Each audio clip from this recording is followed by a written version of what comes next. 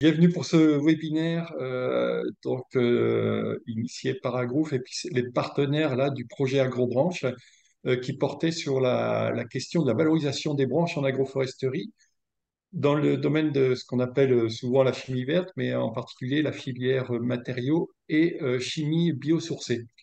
Donc, on va vous présenter les résultats de ce projet à trois voix. Il y a moi pour la partie Agroof, donc qui a piloté ce projet. Isabelle Sénégas qui est avec nous, donc qui est conseillère en agroforesterie à la Chambre d'agriculture de Bretagne, et Nicolas Lemoine qui est enseignant chercheur donc à l'IMT, à l'École des Mines. Alors, petite question piège pour commencer. Quel est le lien entre ces deux photos?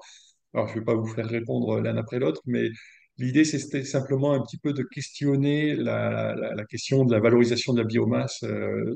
Aujourd'hui, où il y a pas mal de progrès, pas mal de demandes également. Ici, vous avez une image d'un avion, en fait, qui est le premier avion qui a volé avec des carburants de deuxième génération, comme on dit, avec une part de biomasse à hauteur de 30%. Et puis à droite, vous avez cette biomasse, notamment ligneuse, sachant qu'en fait, on peut avoir différentes sources de biomasse, hein. Et pour l'instant, on n'en est qu'à des histoires de prototypes. Euh, donc, c'est un petit peu... on parle beaucoup de ces sujets-là. Et ce qu'on s'était dit, c'était d'essayer d'y voir un petit peu plus clair. Sachant que c'est un sujet qui historiquement était déjà très présent hein, avant le développement, on va dire, de la chimie pétrole. Vous voyez ici, par exemple, un livre sur la technologie de la distillation du bois qui date de 1925. Et puis à droite, une image assez marrante qui date des années 50 sur toutes les possibilités d'utilisation des arbres dans le domaine de la chimie. Que ça soit au niveau des acides, des détergents, pardon, même également des goudrons de bois, comme vous pouvez voir là au milieu et toute une série en fait de produits qui ont disparu avec bien entendu le développement du pétrole. Donc l'idée c'est pas de bien entendu de refaire la même chose, mais d'essayer de voir la pertinence un petit peu de l'utilisation des feuilles, des rameaux, des arbres euh, par rapport à cette nouvelle demande qu'on peut avoir dans le secteur industriel. Alors peut-être juste avant de commencer, un petit rappel sur l'agroforesterie. Euh, Là, dans ce projet notamment, on a abordé l'agroforesterie sous toutes ses formes, essentiellement avec la forme bocagère à gauche, qui fait partie de la définition de l'agroforesterie, et puis l'intraparcellaire à droite. Sachant que à gauche, on aura peut-être plus facilement une variété d'essences mélangées hein, dans les haies, avec des repousses de végétaux de manière un peu spontanée, on va dire, de régénération naturelle. Et puis à droite, c'est des plantations avec des essences plus choisies, parfois monospécifiques, comme sur la photo, dans le cas du peuplier, par exemple.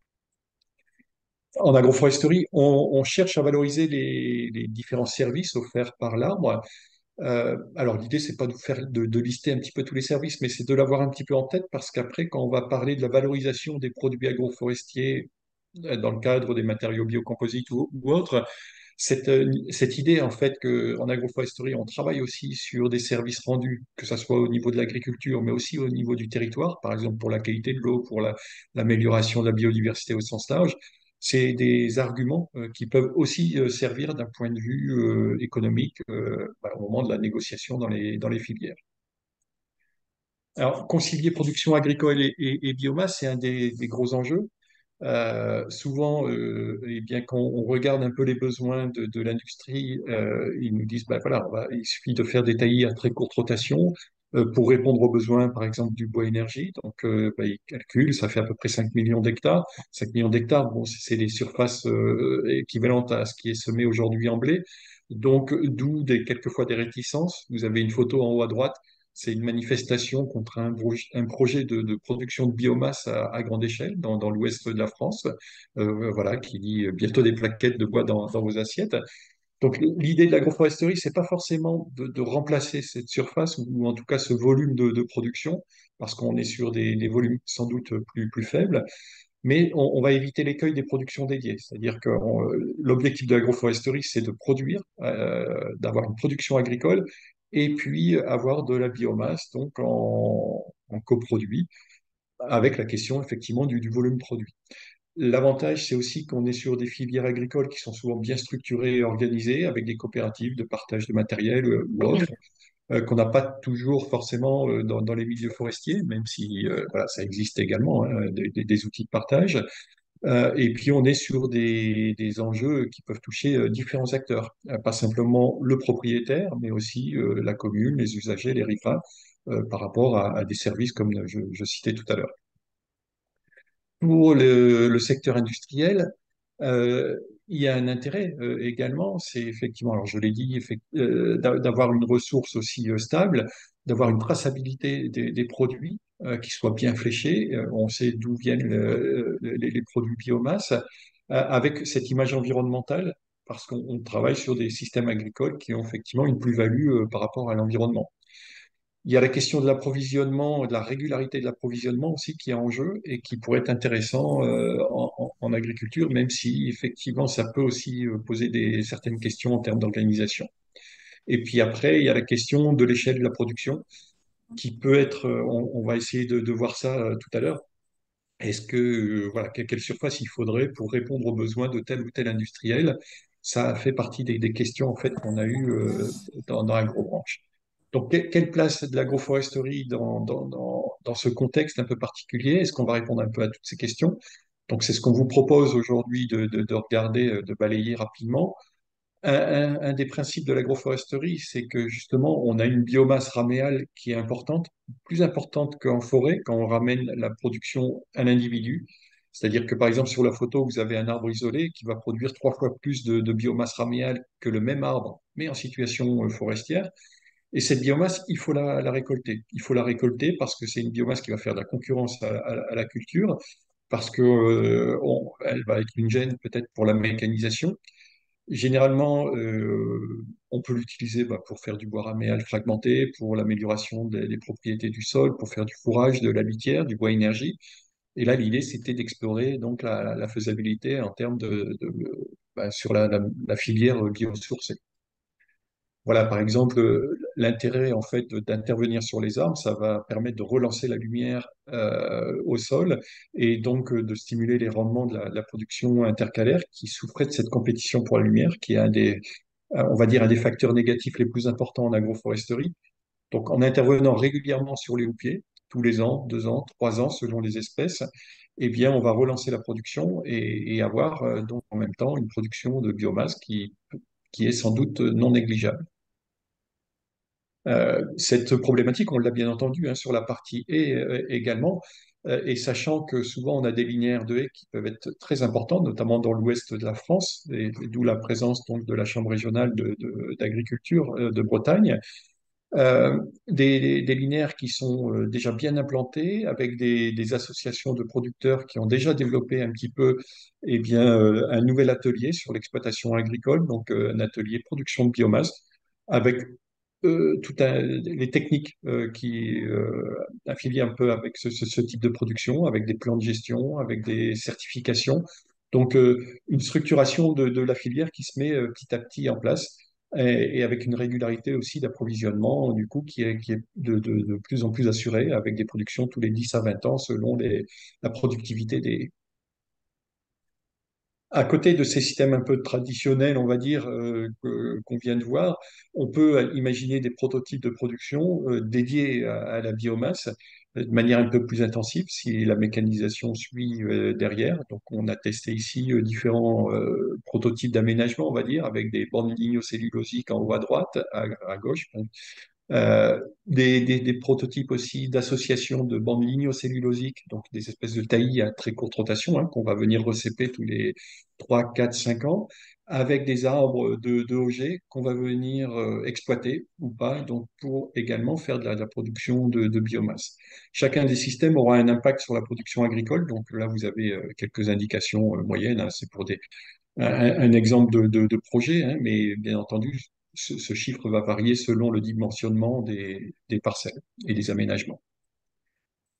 Donc, en récapitulatif, on va dire le but du projet AgroBranche, c'était de travailler sur la faisabilité d'une filière agroforestière depuis la partie terrain jusqu'à la réalisation de prototypes, donc avec des partenaires terrain, donc la Chambre, Agrouf, et puis des partenaires recherche et des partenaires en lien avec le secteur industriel qui nous ont aidés à imaginer donc la valorisation potentielle et la réalisation de petits prototypes. Voilà, on va en parler tout à l'heure.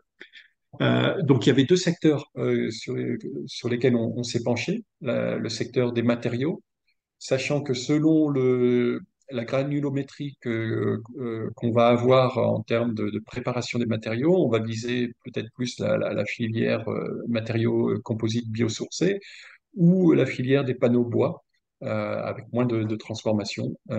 Et donc, ça a fait partie donc, de l'étude. Et puis après, la partie chimique a été plus exploratoire au niveau d'AgroBranche parce qu'en fait, on a essayé de voir un petit peu tous les extractibles potentiels qu'on pouvait avoir au niveau de la branche et selon le niveau ou l'endroit où on va prélever dans la branche.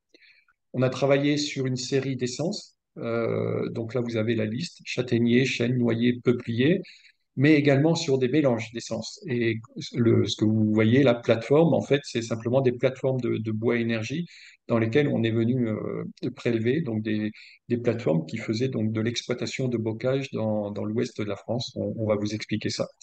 Donc, avec différentes granulométries, différentes applications.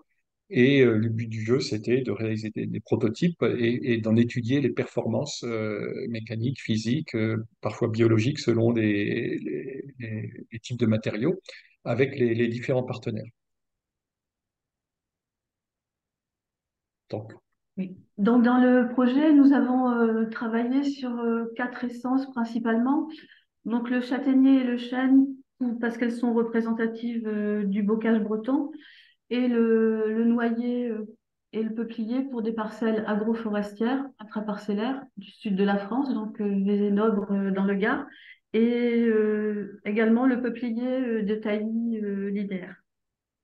Donc la première année, ça a été nous avons récolté des branches de ces quatre essences sur les différents sites afin d'étudier un peu leurs propriétés propres. Et en deuxième année, comme on l'a déjà dit, là, Fabien l'a déjà dit, le bois de bocage, il est récolté sur des haies de composition plus ou moins variées, qui va être mélangé avec d'autres origines de bois sur les plateformes de stockage.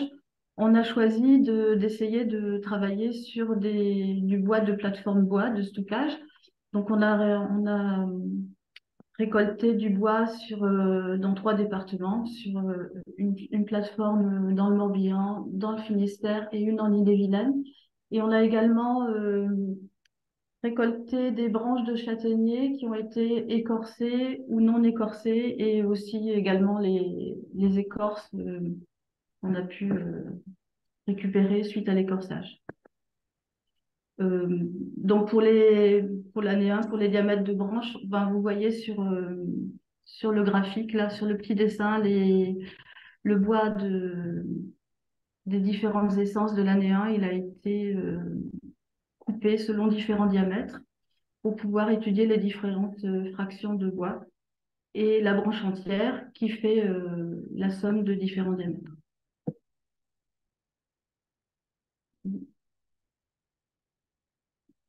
J'ai pas la main, Fabien. Donc voilà une illustration des prélèvements sur le terrain. À gauche, vous voyez une branche de châtaignier qui est assez rectiligne, donc qui est en train d'être coupée en différents tronçons. Vous voyez au milieu une branche de chêne, donc qui n'est pas du tout la même forme. Ce bois-là les différents tronçons ont été broyés sur le terrain avant d'être envoyés à l'entreprise FRD qui les a mis en forme. Et il y a aussi quelques échantillons qui ont été prélevés à la tarière de Pressler, donc c'est la photo en bas à droite, afin de pouvoir comparer le tronc et les branches. au niveau du CIRAD. Euh, donc les plateformes, là j'ai déjà évoqué ça. Vous voyez à gauche un chantier de bois. Donc le bois est coupé sur les haies, euh, il est rangé. On a une déchiqueteuse qui passe, le bois est récupéré dans des remorques, puis stocké sur des plateformes bois, comme on voit celle sur la photo du milieu. Alors on a essayé de trouver des plateformes bois qui correspondaient à nos besoins, donc quand même avec une dominante chêne châtaignier. Et donc les prélèvements ont été faits en février 2020. Mais c'est mieux expliqué sur la diapositive suivante. Voilà. Donc voilà les trois sites de prélèvement sur plateforme. Donc Puvigné dans le Morbihan, Saint-Sauveur-des-Landes en Ille-et-Vilaine et Mélac dans le Finistère. Donc sur Puvigné, Saint-Sauveur-des-Landes, c'est du bois qui venait juste d'être récolté et broyé. Et sur Mélac, c'était du bois de l'année précédente. Il faut dire que début 2020, donc avant qu'on soit confiné, il y avait eu une période très pluvieuse et les récoltes de bois étaient en retard. Donc on a cherché à avoir des haies dominantes châtaignier, chêne, mais il y a toujours un petit peu de mélange avec, donc avec d'autres essences qui peuvent être du merisier, du hêtre, du bouleau, etc. Voilà. Donc ces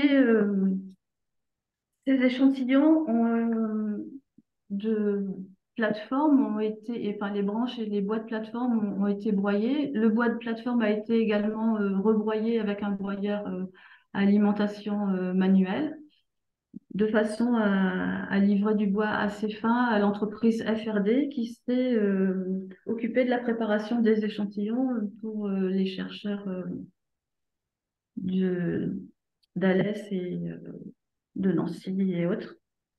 Donc il y a eu d'abord une étape de séchage en étui pendant 48 heures à 60 degrés pour avoir un taux d'humidité inférieur à 12%. Ensuite, il y a eu du broyage, des particules et calibrage et dépoussiérage afin d'obtenir trois fractions fines, de fines à très grossières. Donc, ce sont les fractions les plus fines ont été utilisées en chimie, pour les composites et les fractions les plus grossières pour les panneaux de particules. Voilà. Donc, voilà. Donc, en bocage, on a différentes formes d'arbres et différentes modalités d'exploitation. Alors, ça, c'est assez spécial sur l'est de la Bretagne, du côté de Rennes et un peu sur les départements limitrophes, des arbres des mondes, qu'on appelle aussi des ragos. Donc, en fait, on fait une coupe périodique des branches le long du tronc.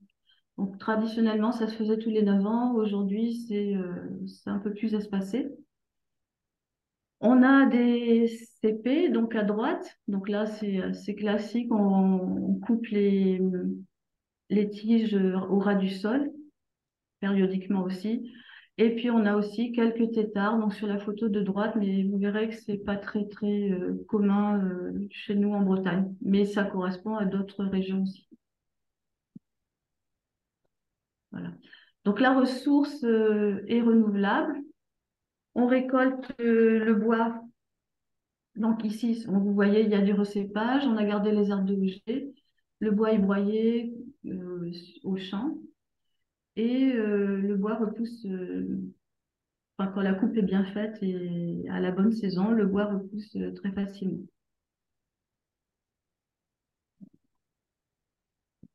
Donc les linéaires de haies, pour les linéaires de haies en Bretagne, on s'est basé sur une étude qui a été réalisée par l'IGN et l'association L entre 2017 et 2018.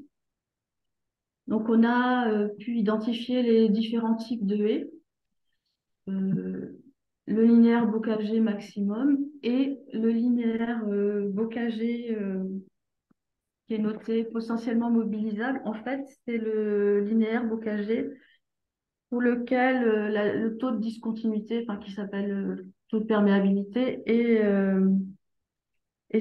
inférieur à 50%. Donc les haies les plus continues, les plus garnies en fait.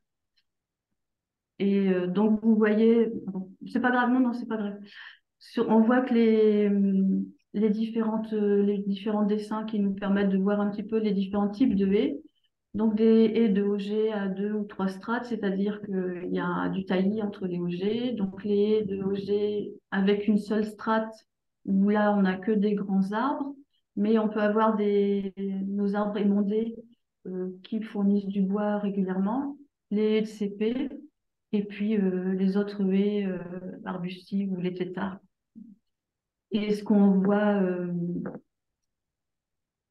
enfin, que les haies de CP vont représenter un tiers du linéaire, mais les haies de Auger à deux ou trois strates sont quand même assez importantes. Elles représentent 39% ou enfin, autour de 30, 39-40% du linéaire.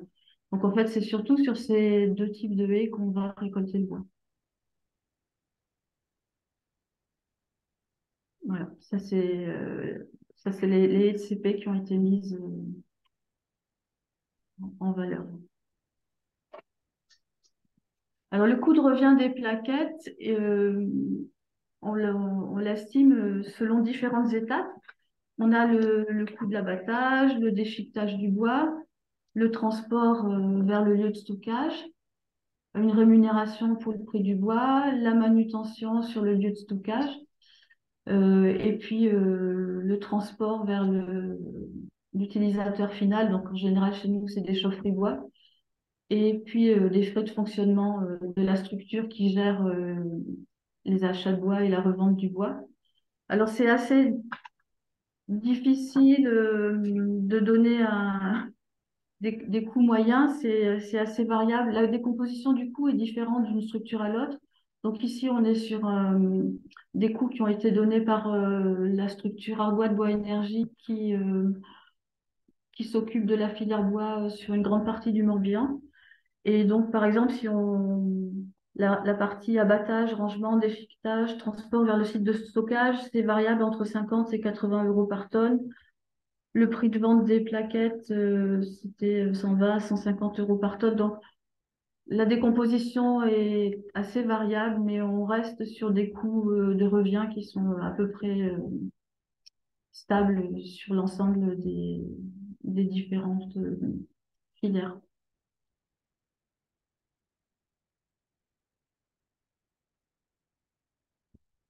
Euh,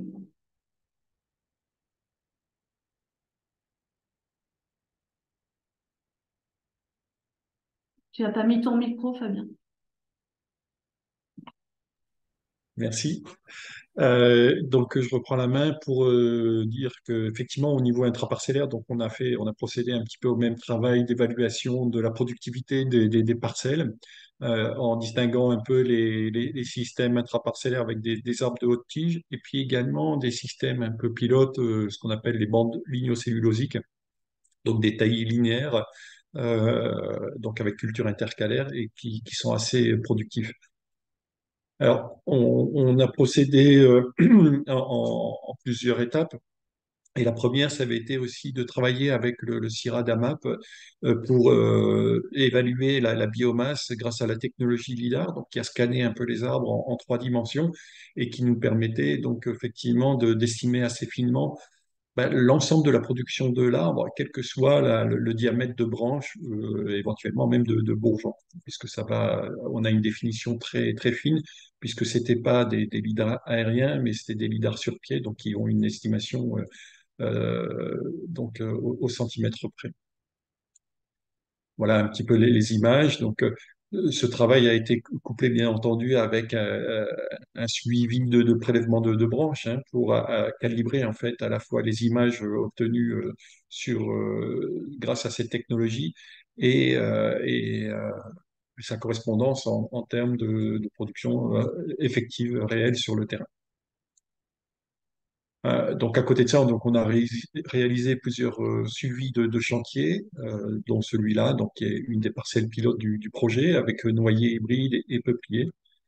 Donc, on avait différentes modalités d'intervention, puisqu'en fait, on pourrait faire des arbres tétars, mais on peut aussi avoir des arbres simplement émondés qui ressemblent un petit peu à ce qu'on pourrait appeler les ragos, comme Isabelle nous l'a montré. On est sur des systèmes qui peuvent produire entre 2 et 6 tonnes de matière sèche par hectare et par an, selon là, les suivis qu'on a fait sur les 5 années, voire même 6 années de chantier. Voilà quelques images alors, qui nous viennent essentiellement de la Chambre régionale de Normandie qui a expérimenté ces bandes lignocellulosiques. Donc, ce sont 2 à 4 lignes de sol ou de peuplier donc, menées sous forme de taillis à très courte rotation. Mais la grosse différence avec un TTCR en plein, là, on est vraiment sur des bandes espacées de 30, 40, 50 ou 60 mètres qui permettent donc une culture. Et on va récolter tous les 2 à 4 ans la production donc, qui est réalisée sur ces bandes. Donc il y a les frais d'installation et il faut attendre peut-être 2 cycles de coupe pour commencer un petit peu à rentrer dans une certaine stabilité en termes d'approvisionnement. Alors voilà quelques chiffres hein, en termes d'évolution par coupe. Le- la- la- L'écueil qu'on évite peut-être dans ce genre de système par rapport à un taillis à très courte rotation, qui est une espèce, qui est un système très intensif hein, en intrants, puisqu'en fait, au bout de quelques coupes, on appauvrit le sol et souvent il faut apporter de l'azote pour maintenir un niveau de production. Ici, ces taillis récupèrent l'azote qui est perdu par les cultures. Donc, on est sur un effet neutre par rapport à cet apport d'intrants. Et c'est ça qui est intéressant, effectivement, dans cette approche.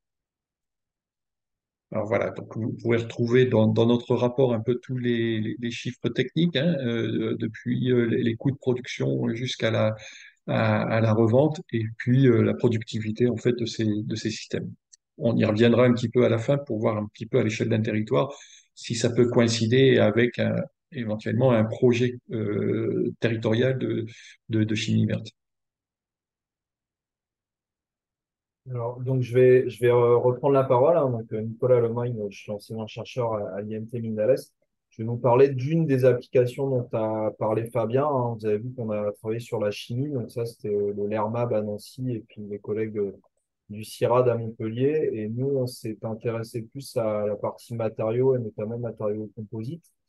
Pour cela, on a travaillé avec Fibre Recherche Développement, hein, qui était partenaire du projet, qui est le centre technique de référence sur le fractionnement de la biomasse pour les applications dans le domaine des composites et du bâtiment. Là, vous avez quelques photos de leurs outils hein, qui permettent de broyer et de tamiser les biomasses pour les fractionner dans des dimensions qui sont intéressantes. Donc, c'est des broyeurs à couteau, des broyeurs à marteau et puis différents types de tamiseurs mécaniques qui vont permettre de sélectionner les fractions. Donc, par rapport à ça, en fait, le travail, il a consisté dans un premier temps, on a vu les photos des branches hein, tout à l'heure qu'on a récupérées. Donc, ces branches, elles ont été pré-broyées directement sur site. Et ensuite, le travail de fibre recherche développement a consisté à partir de ces copeaux, à faire une première étape de séchage hein, qui est indispensable pour bien dimensionner les fractions ensuite. Et ensuite, à travers différentes étapes de broyage à impact ou à couteau, à récupérer des fractions qui ont ensuite été tamisées. Là, vous avez une illustration sur la slide des différentes fractions avec les différentes essences d'arbres, hein, peuplier, chêne, châtaignier et noyer, et les différentes fractions d'intérêt qu'on a utilisées, notamment dans le domaine des composites, qui s'échelonnaient de quelques microns à quelques milliers de microns, c'est-à-dire 2 millimètres à peu près. Donc à partir de ça, en fait, nous, c'est le matériau de base qu'on utilise ensuite au laboratoire et qui pourrait s'utiliser à l'échelle industrielle hein, pour fabriquer des matériaux composites. Donc, dans le cadre de l'étude, on a travaillé à l'échelle laboratoire quasi pilote, hein. On était sur quelques kilo-heures de matière produite pour les productions. On est parti au départ, dans le cadre de l'étude, sur une matière plastique standard qui nous a permis vraiment de comparer les différentes fractions entre elles. On va voir pourquoi par la suite. Mais on peut évidemment imaginer d'autres types de polymères hein, pour la matrice. Et cette matrice, là, elle est mélangée avec les différentes fractions qu'on a vues précédemment, avec ce qu'on appelle une extrudeuse. Donc, c'est une machine qui va permettre de mélanger de façon intime les matières, de disperser les fractions de bois à l'intérieur de la matrice polymère pour obtenir ce qu'on appelle un compound. Ce sont les pelets là, qui sont des mélanges en fait hein, de fibres végétales avec la matrice polymère. Et donc ensuite, ces compounds-là, cette matière première, elle est mise en forme. Alors il y a différents types de mise en forme hein, au laboratoire. Je vous invite d'ailleurs, hein, si vous souhaitez, à venir visiter le laboratoire, vous pouvez visiter les installations. Donc là, en l'occurrence, on a travaillé sur l'injection thermoplastique. Donc c'est une machine qui va permettre dans des moules d'injecter les matières. Alors, en général, au laboratoire, nous, ce qu'on fabrique, c'est des éprouvettes d'essai normalisées qui vont nous permettre de caractériser les matières sur le plan des performances mécaniques, des performances thermiques, des performances au feu et de leur microstructure. Et puis ensuite, évidemment, à l'échelle industrielle, bah, c'est ce qui va permettre d'injecter des objets réellement. Donc, ça peut être dans le domaine de l'automobile, du jouet, des sports et loisirs. On verra quelques exemples par la suite. À partir de ces éprouvettes que vous voyez sur la photo, ce qu'on réalise classiquement au laboratoire, bah, c'est des caractérisations normées avec des essais basés sur des normes internationales, notamment des essais mécaniques, comme je le disais, c'est ce qu'on va regarder un peu en détail, et puis des observations des microstructures, des microscopes, différents types d'outils. Donc, on va s'intéresser aux propriétés mécaniques et en particulier à la rigidité et à la résistance à la rupture des petites éprouvettes qu'on vient de voir juste avant, hein, les éprouvettes normalisées, haltères, là, qu'on appelle les éprouvettes haltères.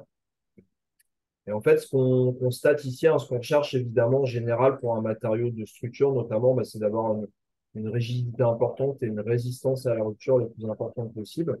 Donc, globalement, plus on va monter vers le haut sur le graphique, plus on va augmenter la rigidité, plus on va augmenter la résistance. Et ce qui est intéressant à constater là, bah, c'est qu'en fait, globalement, en fait, il y a un effet du fractionnement. Donc, le fractionnement des branches, il est important pour contrôler et piloter les performances des composites. Ce qu'on a constaté globalement, c'est qu'avec les fractions fines, on avait des résistances et des rigidités un peu en deçà par rapport aux autres fractions. Et la fraction qui a donné les meilleurs résultats, c'est la fraction intermédiaire, là, comprise entre 500 et 1000 microns. Donc, c'est quand même des charges plus petites hein, qui permettent d'avoir une bonne combinaison entre rigidité et résistance à la rupture. Le deuxième élément intéressant, toujours représenté sur le même type de graphique, hein, rigidité en fonction de la résistance à la rupture, c'est le fait qu'il y a un effet essence aussi, c'est-à-dire qu'en fait, toutes les essences ne se valent pas, en tout cas à l'échelle du composite. Et globalement, ce qu'on a constaté, c'est que les séries de fractions issues du peuplier, que ce soit du peuplier CP ou du peuplier ancien, elles étaient en termes de performance similaires, voire supérieures à la fraction d'épicéa commercial qui est représentée par le petit point jaune là au centre du graphique. Et globalement, bah, sur les autres essences, on a quand même en termes de résistance bah, des performances similaires. Donc ça, c'est assez intéressant parce que à ce niveau-là, ça veut dire qu'il y a vraiment un effet d'essence et globalement, bah, ce qu'on constate, c'est que le chêne, c'est l'essence, le chêne, le noyer, ce sont des essences qui ne donnent pas forcément les meilleures propriétés, ce qui n'était pas forcément attendu en démarrage de projet. Je vous ai mis un petit tableau en bas à droite de la slide. Globalement, bah, ce qu'on sait, hein, vous le savez, c'est que le chêne, c'est une des essences assez nobles qui est utilisée notamment dans le bois de structure parce que bah, c'est un bois qui a une densité importante et qui présente des rigidités importantes. Mais à l'état de branche broyée, bah, finalement, c'est pas forcément l'essence qui va donner les meilleures propriétés. Globalement, on a constaté, alors pour des raisons de microstructure, on ne rentrera pas dans le détail aujourd'hui, mais on pourra éventuellement discuter pendant les questions, que le peuplier donnait des performances tout à fait intéressantes. Deuxième élément important, sur le plan technico-économique, évidemment, aller sélectionner une essence, c'est pas forcément plus pertinent, même si ça peut orienter les cultures hein, dans le cadre de parcelles agroforestières. Donc, un élément important pour nous aussi, c'était de tester bah, des bois qui étaient issus de plateformes qui étaient déjà existantes. Donc, c'est ce qu'a présenté Isabelle et Fabien tout à l'heure, hein, ces différentes plateformes.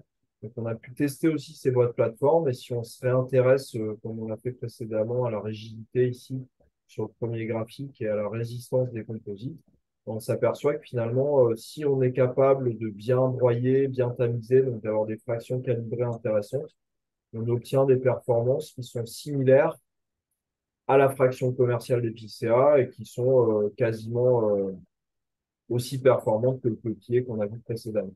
Donc ça montre bien l'importance en fait du contrôle de la granulométrie quand on s'intéresse aux matériaux composites.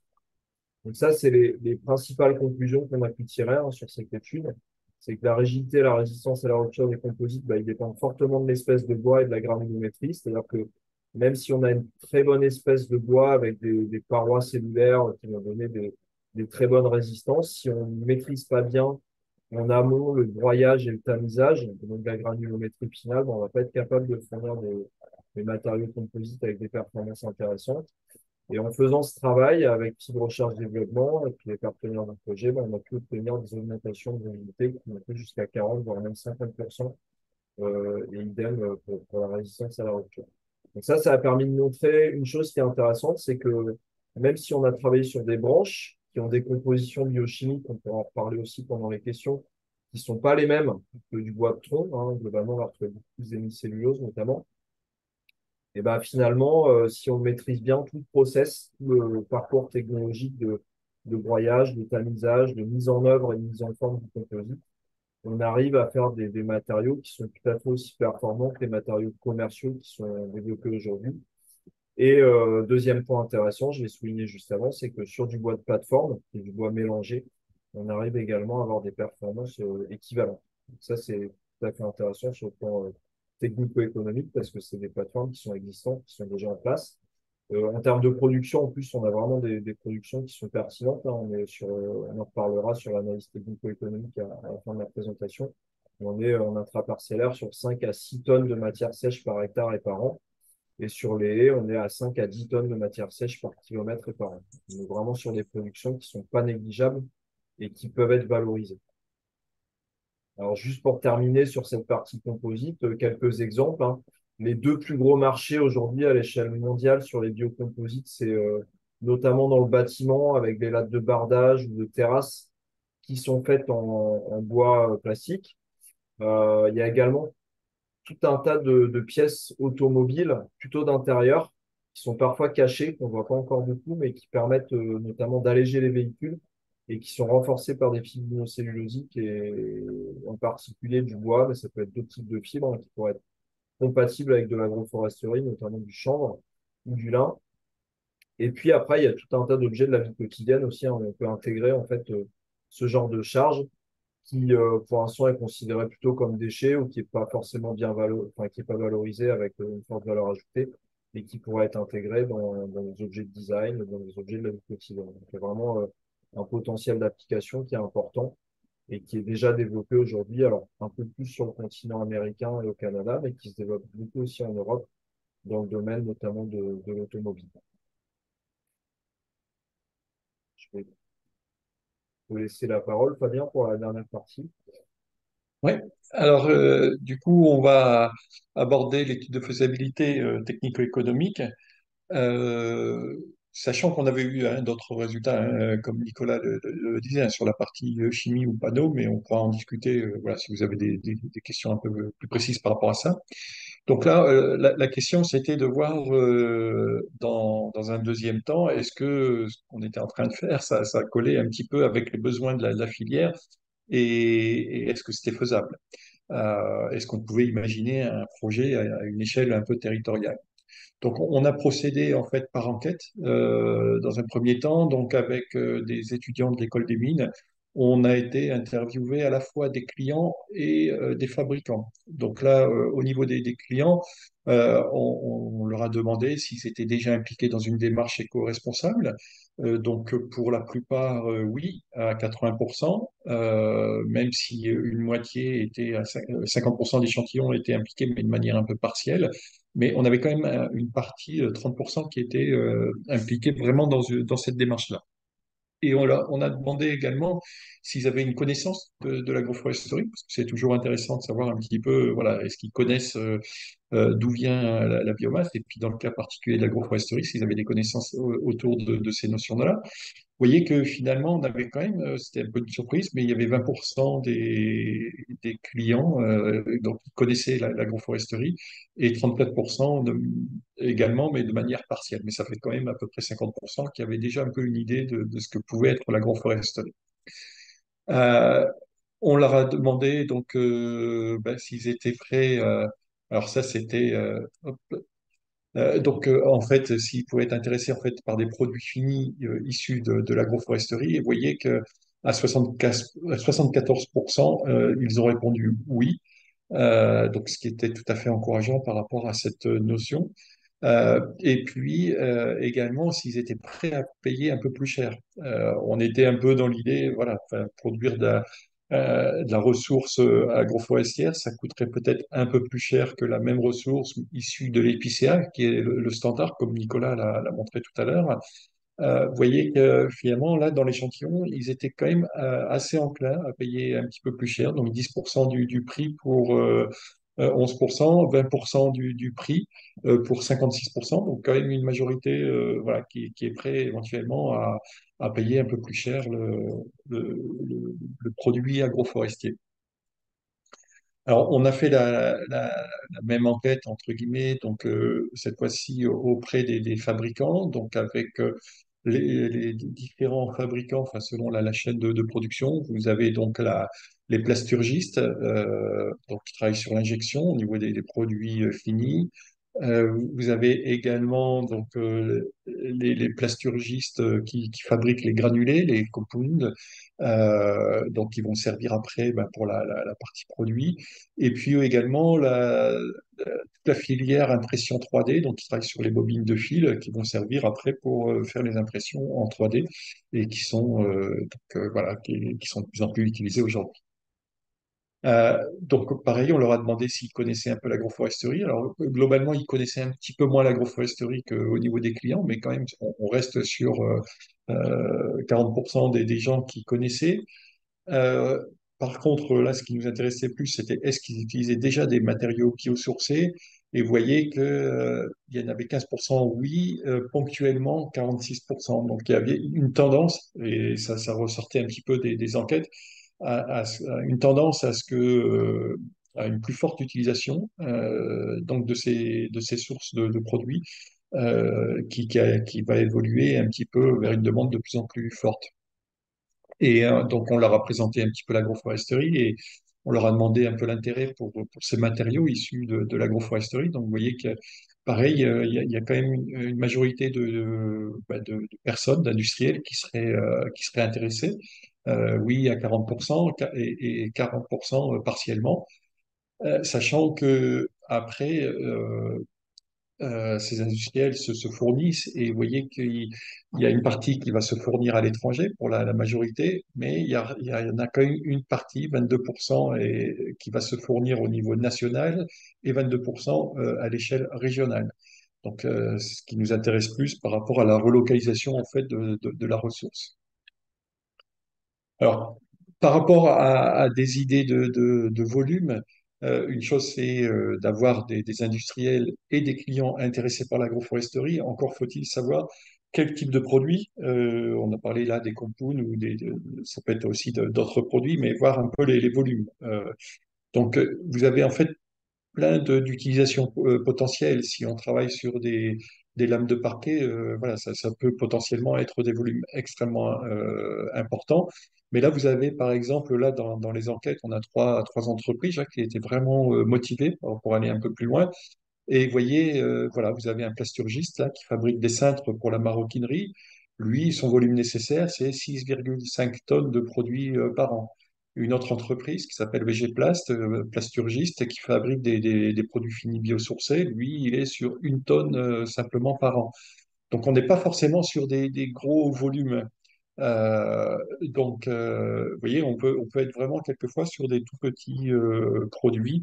Et là, on est effectivement sur des volumes qui coïncident en fait avec la production qu'on peut avoir à l'échelle d'un territoire en agroforesterie. Alors, par contre, effectivement, hein, il y a des choses à revoir. Hein, si on veut passer à une étape supérieure, c'est que les entreprises souvent pensent que les bois agroforestiers vont être chers, que ça va augmenter les prix, alors que finalement, aujourd'hui, une plaquette agroforestière, en termes de coût de production, est finalement très proche d'une plaquette forestière. En 10 ans, on est passé sur des prix qui sont assez similaires, ce qui était donc pas le cas avant. Il faut aussi également briser les préjugés sur les process. C'est-à-dire que c'est pas parce qu'on est sur des produits agroforestiers qu'il faudra revoir toute la chaîne de production. La plupart des machines sont tout à fait adaptées en fait à ce type de produit, donc il n'y aurait pas besoin de modifier l'investissement en machines. Et puis également montrer l'intérêt des consommateurs, parce que notamment les entreprises qui étaient intéressées se demandaient si les clients pouvaient être intéressés. Alors vous avez vu que effectivement il y avait aussi une demande de la part de ces clients. Donc du coup il y a un petit travail en termes de communication à faire par rapport à ça. Donc à l'échelle d'une filière, voilà par exemple si je reprends le cas donc du bocage breton. Vous avez ici la plupart des réseaux collectifs de production et d'utilisation du bois énergie, donc qui peut être une base un peu de comparaison. Vous avez 8 structures, 75 plateformes de stockage qu'on a terminé donc à gros branches, et avec une consommation d'environ 20 000 tonnes de bois. Sachant que en fait le bocage est plutôt sous-exploité entre guillemets. Potentiellement on pourrait exploiter le double ou le triple des chiffres qu'on vous montre.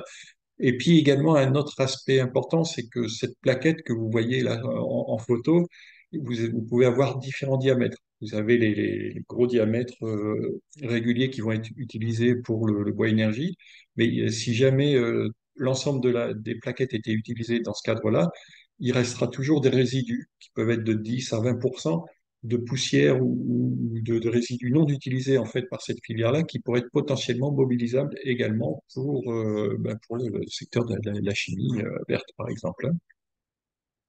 Donc on pourra en rediscuter si vous avez des questions là-dessus. Un autre cas de figure, puisque là on partait donc d'un système bocager bien en place.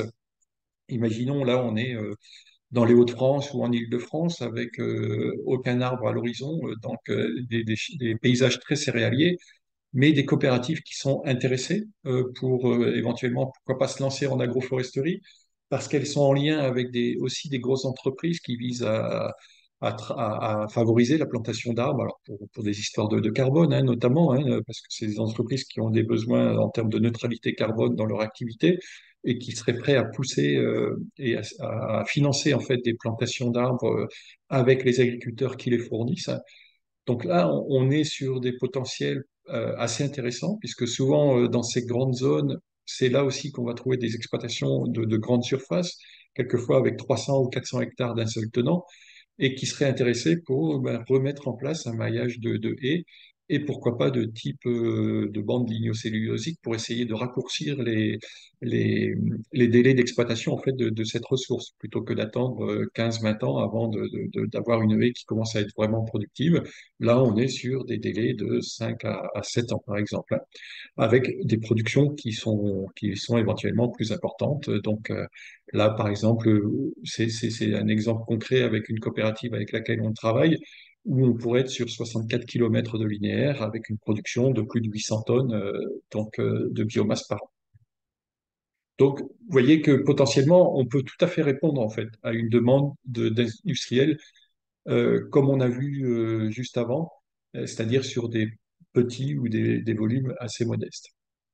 À la demande de l'ADEME, dans l'agro-branche, on a également terminé le projet en réalisant des analyses de cycle de vie, puisque c'est une obligation. Ce projet agro-branche a été financé par l'ADEME et donc il nous demande en fait de réaliser ce type d'analyse pour voir si, voilà, si ce qu'on propose est faisable et tenable d'un point de vue ACV. Donc on a travaillé sur deux types d'ACV, une ACV au niveau production et puis une ACV au niveau transformation des produits. Donc, production, on a comparé nos projets agroforestiers, bocagers ou intraparcellaires avec des références, soit des taillis en plein, soit des parcelles forestières de résineux, puisque c'est un peu la référence. Donc, on a également inclus les bandes lignocellulosiques dans notre étude. Et puis en ACV2, on est parti sur un produit parce qu'on ne pouvait pas balayer tous les produits. Donc on a retenu pardon, celui des lames de parquet en biocomposite. Alors, je vous passe un petit peu, si vous voulez, si vous êtes intéressé par les résultats poste par poste, bien entendu, dans le rapport, vous avez tous les résultats.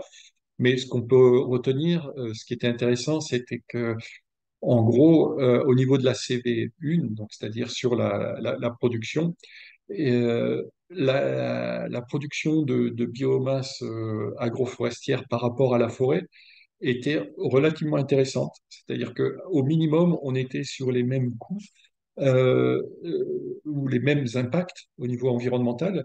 Sauf que peut-être en forêt, contrairement à l'idée qu'on pouvait avoir au démarrage, on peut avoir un impact plus fort en forêt du fait de l'obligation de mettre en place des chemins d'accès et de débarder et de déboiser en fait ce linéaire-là et qui présente un très fort impact au niveau des calculs d'ACV. Alors qu'en agroforesterie, on n'a pas besoin de mettre en place ce type d'infrastructures de transport de la biomasse, puisqu'en fait, on utilise simplement les chemins agricoles qui sont déjà existants.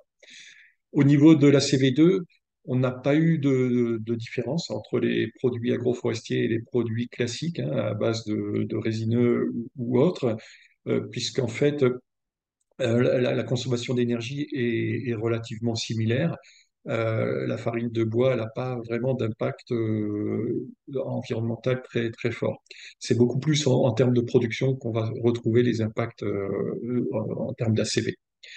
Par contre, ce qui ressort quand même de cette étude, c'est qu'on a utilisé donc des modèles classiques hein, pour les calculs d'ACV sur la base d'un modèle européen, mais clairement, il manque d'autres aspects, et notamment toute la partie service produit par les systèmes agroforestiers.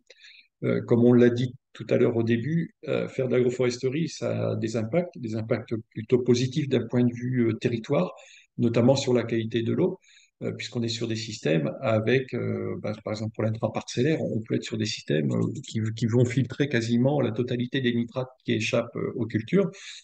Cette question des nitrates, elle est extrêmement forte d'un point de vue impact environnemental. Et bien typiquement, c'est pas inclus dans le calcul de la CV. Pareil pour le carbone du sol par rapport à la biodiversité également.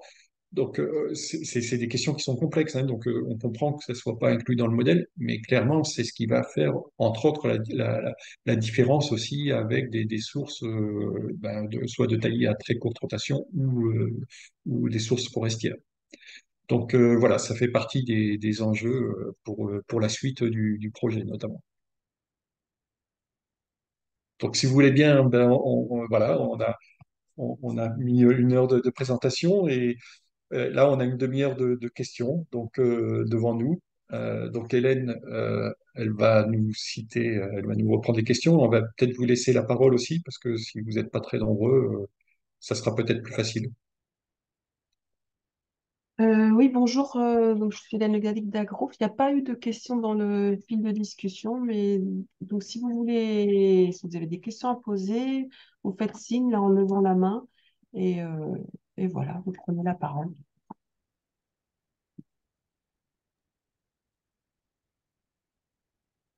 En attendant hein, que on ait les premières questions, je vous ai mis dans le chat un article qui a été rédigé ensuite au projet, un article, on va dire, de vulgarisation scientifique qui est en lien avec ce qu'on vient de discuter, en complément en fait hein, du rapport dont parle Fabien.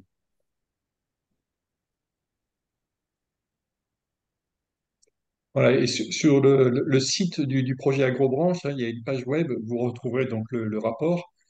Et notamment les résultats aussi sur les panneaux qui étaient intéressants, hein, donc avec notamment les 3 couches, donc des panneaux qui ont été utilisés et étudiés, et puis aussi bah, tous les résultats au niveau des molécules, voilà, et des extractibles qui ont été menés notamment par l'université de Nancy. Il y a également le CIRAD de Montpellier avec l'unité BioWeb qui a travaillé également sur ces questions. Voilà, avec chaque fois des résultats assez intéressants pour les produits agroforestiers. Je vais vous mettre d'ailleurs la page hein, Fabien dans le chat aussi hein, de la groupe et du projet AgroBranche. Comme Ouais.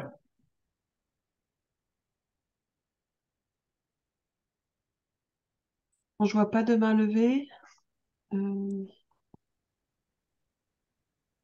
pas de micro qui s'allume non plus.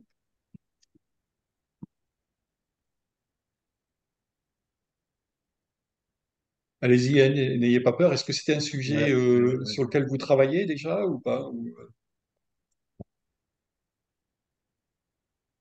alors, il y a un problème de technique. C'est vrai qu'on dirait que Je crois pas, non. non. De la timidité. N'hésitez pas à poser vos questions. Pour y répondre. Bonjour. Déjà, merci beaucoup pour cette conférence. C'était très, très intéressant. Euh, Enfin, moi, je suis étudiante ingénieure agronome et je me demandais sur la partie entretien des arbres, enfin, comment ça se passe? Enfin, vous mettez les agriculteurs en contact avec des gens qui savent entretenir les arbres, parce que j'imagine qu'en termes de qualité du bois, il vous faut aussi quelque chose d'assez précis pour pouvoir travailler correctement après et faire les composites? Ou est-ce que du fait que ça soit des composites, enfin, quelle que soit la qualité du bois, vous allez arriver à en tirer quelque chose d'intéressant? Je sais pas si c'est Alors très oui, clair, mais il y a deux, oui, oui, il y a deux éléments dans la question. Alors sur l'entretien, je pense que Fabien répondra. Sur la partie composite, ce qu'on a montré en fait, c'est que si on est capable de bien travailler les voies de fractionnement, finalement, on arrive à des résultats intéressants, même si on n'a pas forcément sélectionné la meilleure essence. Donc globalement, après, si on a un bois évidemment qui est complètement dégradé, qui a été fractionné, qui a été, par exemple, qui a commencé à se biodégrader, là, peut-être que ça va être plus compliqué, mais si on respecte la filière qu'on a montrée, c'est-à-dire ces bois de plateforme, on est venu prélever, et là, il y a un mix d'essence, hein, mais on est capable, et c'est ce qu'on a cherché à identifier dans le projet, c'est-à-dire quelles sont les voies de fractionnement intéressantes pour faire les composites. On s'est rendu compte que globalement, on arrivait à des performances qui étaient équivalentes, donc il n'y avait pas de blocage à ce niveau-là. Et pour la partie entretien et conseil pour les agriculteurs, peut-être Fabien, tu peux compléter. Oui, peut-être. Alors Isabelle, peut-être je te laisse la parole sur la partie bocage déjà, avec Oui, l'histoire des sur plans de la gestion. partie bocage, en fait, l'idéal, c'est de laisser de la place aux haies pour qu'elles aient la place un peu de s'élargir, de les laisser pousser, alors 10 à 20 ou 35 ans, ça dépend où on est, hein. Et puis de récolter le bois, comme je l'ai montré, soit par recépage, soit sur des têtards, soit éventuellement sur des émondes comme on a chez nous. Et en fait, ça va être la meilleure façon de travailler. Et après, forcément, on aura des mélanges de bois dans les, le bois déchiqueté sera composé de différentes essences. Et c'est peut-être là-dessus qu'il faudra continuer à travailler pour préciser un peu les propriétés des mélanges, sachant que là, on est resté un peu sur des mélanges à dominante chêne châtaignier. Et peut-être que c'est sur ce point-là qu'il faudra continuer à travailler.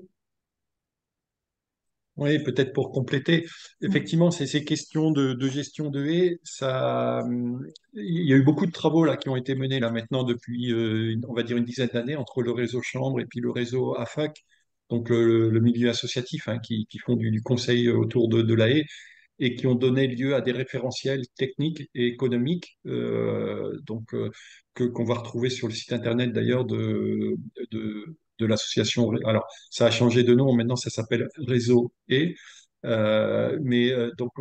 Tous ces travaux en fait ont donné lieu à des plans de gestion et des processus de labellisation, de certification avec le label E notamment, et qui permettent d'avoir un bon standard en fait hein, en termes de qualité.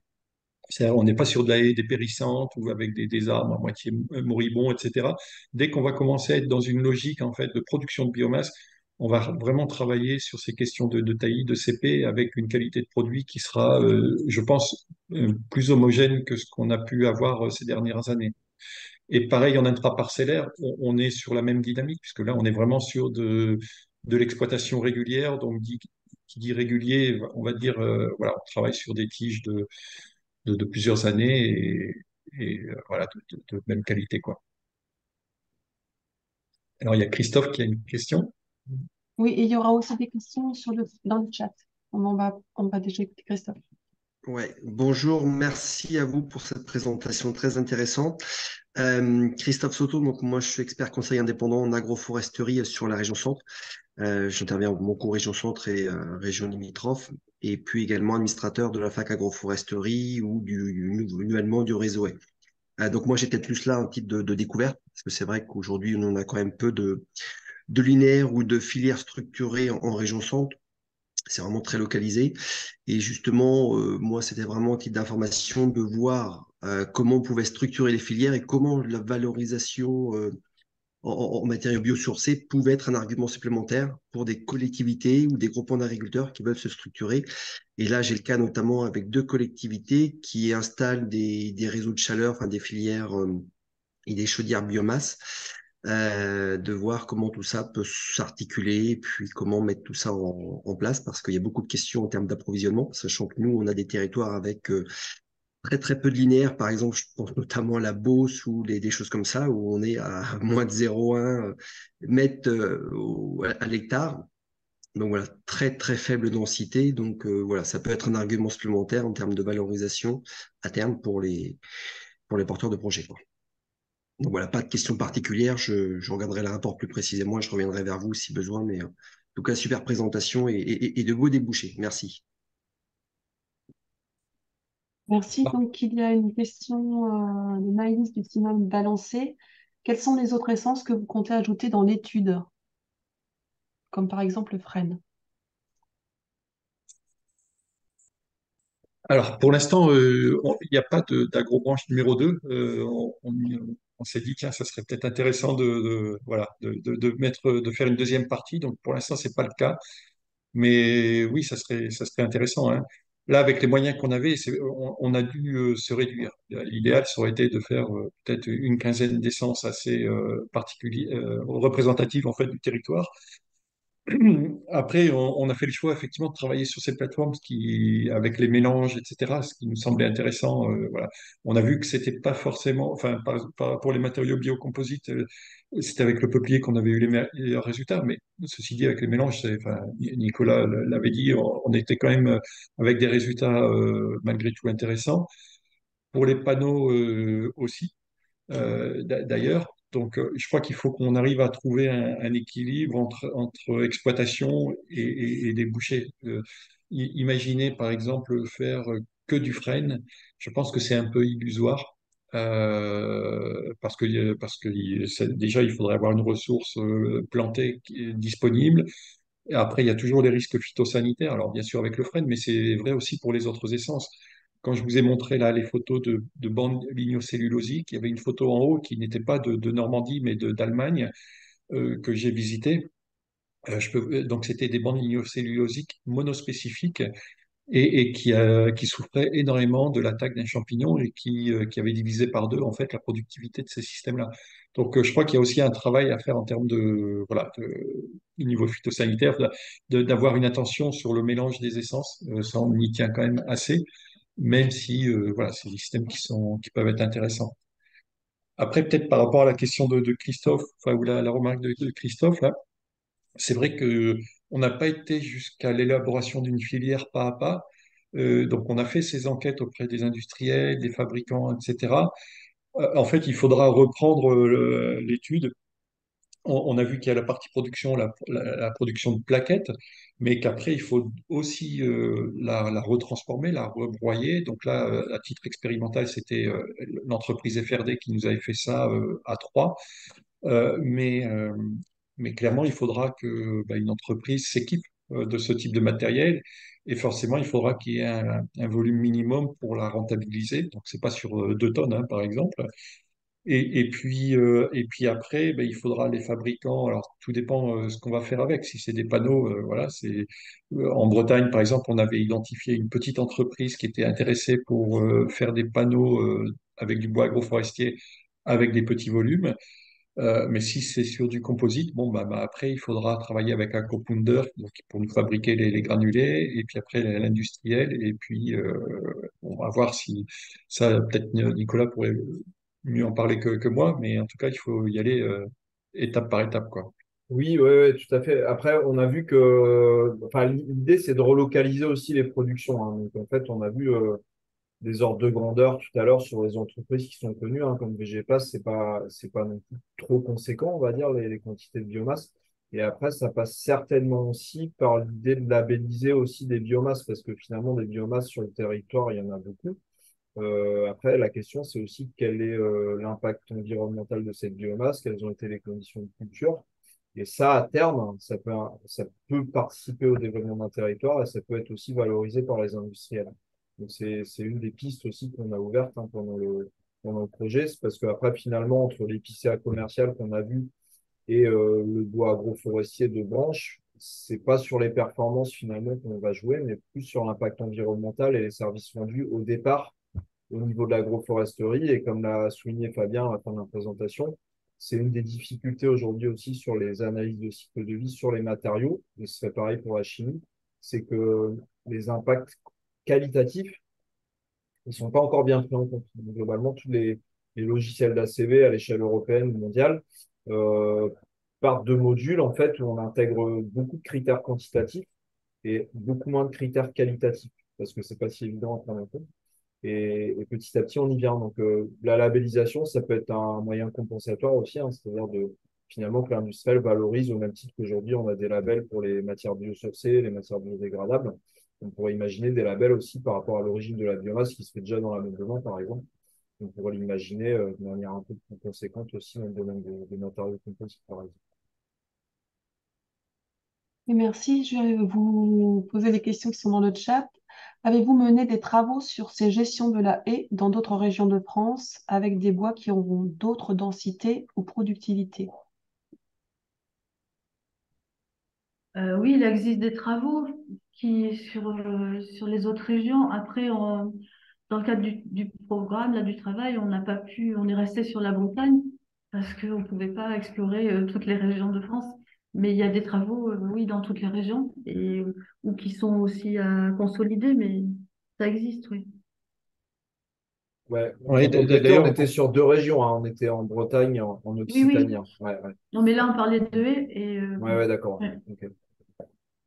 après, tout à l'heure, je parlais du travail qui était mené par le réseau Chambre et AFAC ou réseau E.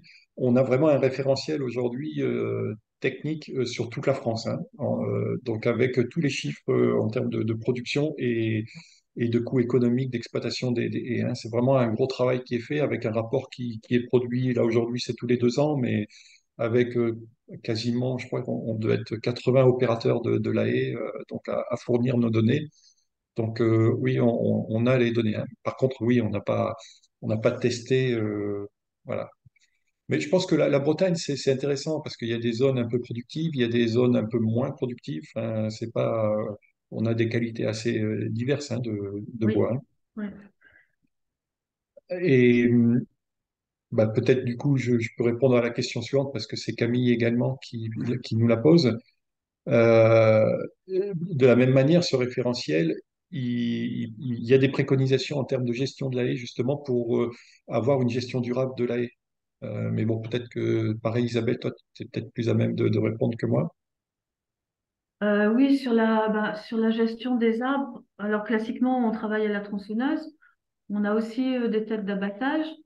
Et selon la forme de la tête d'abattage, est-ce que c'est un sécateur, est-ce que c'est une scie on a des consignes aussi pour que la coupe soit réalisée de façon franche et nette. Et par exemple, si on a une tête d'abattage sécateur, on peut aussi proposer de tailler à un peu haut, à 1 mètre de haut, 80 centimètres, et de reprendre le tronçon de bois à la tronçonneuse de façon à avoir une coupe propre à la base de la CP. Mais c'est vrai que c'est une bonne question, hein, parce que c'est souvent un souci. Aujourd'hui, là, malgré tout, la majorité des agriculteurs entretiennent assez mal les haies. Souvent, ils la gèrent pour contrôler l'emprise de la haie, pour pas qu'elle fasse trop de concurrence vis-à-vis de la culture adjacente. Et donc, ils passent au lamier, voire au broyeur, donc pour essayer d'avoir des haies avec le moins de branches latérales possible. Et en faisant ça, ils sont obligés de passer tous les ans. Et en passant tous les ans, effectivement, ils vont régulièrement abîmer les branches parce que d'une part, le matériel n'est pas adapté, puis en plus, ils passent tous les ans. Nous, là, dans le système qu'on propose, on fait un recépage de la haie tous les 10 à 15 ans. Mais entre ces années-là, on intervient très très peu en fait sur la haie, hein. Et donc, du coup, on a une durabilité, entre guillemets, donc de la gestion qui est plus importante. C'est vraiment ce qui est mis en avant là, donc dans ce travail qui est fait au niveau national et qui donne lieu à cette labellisation, quoi, hein.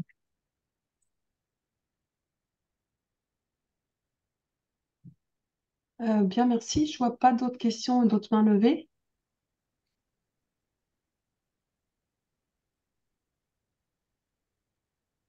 Eh bien, bah, du coup, merci beaucoup. Merci Merci. beaucoup pour Merci. votre attention. Encore une fois, allez voir le site si jamais vous êtes intéressé pour en savoir plus. Vous aurez d'autres résultats. On n'a pas pu montrer tous les résultats, donc parce qu'il y a d'autres résultats intéressants, hein. Encore une fois, dans ce domaine-là, il y a beaucoup de produits différents avec des impacts carbone, entre guillemets, en termes de transformation qui peuvent être intéressants, donc qui a donné lieu à pas mal de discussions entre nous. Donc, je vous invite à aller voir, à lire le rapport et puis voir les résultats. Et puis, si jamais vous avez des questions, ben, n'hésitez pas à nous envoyer voilà, vos questions directement. Il n'y a pas de souci.